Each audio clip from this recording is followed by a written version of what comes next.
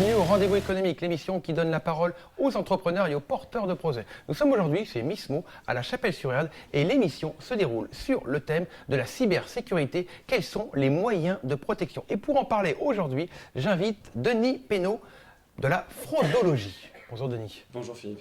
Alors la fraudologie, qu'est-ce que c'est?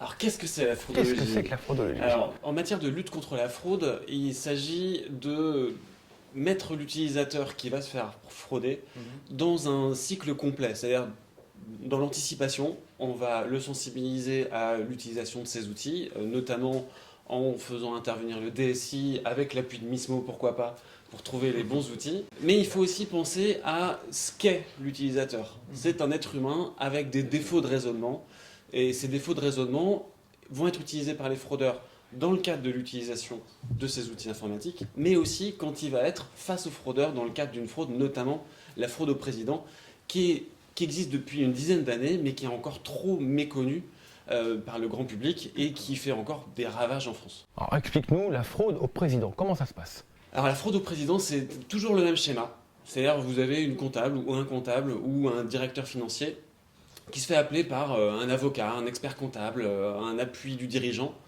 ou qui reçoit un mail de son dirigeant qui lui dit voilà, on a une opération très importante, souvent une acquisition d'entreprise par exemple, et la personne qui est appelée doit intervenir sous couvert évidemment d'une confidentialité extrême.